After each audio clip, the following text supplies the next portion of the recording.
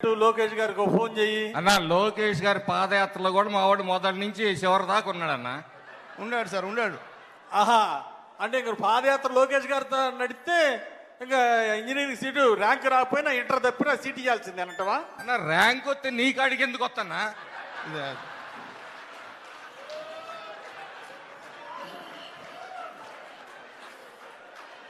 అన్నా అరే నిజంగా అన్నా నువ్వేమో నువ్వు నన్ను అనుమానిస్తున్నావన్నా. అనుమానం లేదు, పోవట్లేదురా స్వామి. అది అంబేద్కర్ సెంటర్ లో ఫ్లెక్సీ కట్టింది నేనన్నా మొదట నీకు. అబ్బా కరెక్ట్ తమ్ముడు, కాదన్నా నేను. అన్నా ఇప్పుడు కూడా నువ్వు అనుమానిస్తున్నావు నన్ను. నేను అనుమానిట్లేదు తమ్ముడు.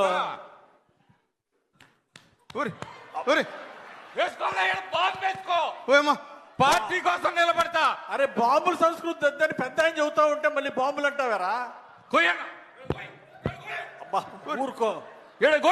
నా రక్తం పచ్చగా రాకపోతే సీట్ ఇప్పియద్దన్నా.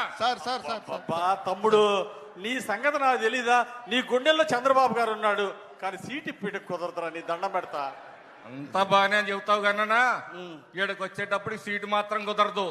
అది ప్రాణం అంటాడు చూడు ఆయన యమధర్మరాజు సావిత్రిని. అట్టుందన్నా నీ వ్యవహారం.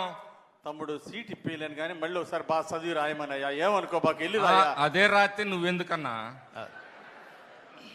సర్లేనా, వస్తాయిగా, ఎన్నాళ్ళో లేవు, ఏడాదిలో వస్తాయిగా పంచాయతీ ఎలక్షన్లో. మళ్ళీ మమ్మల్ని ఎత్తుక్కుంటా ఖచ్చితంగా చూసుకుందాం లేనా లెక్క.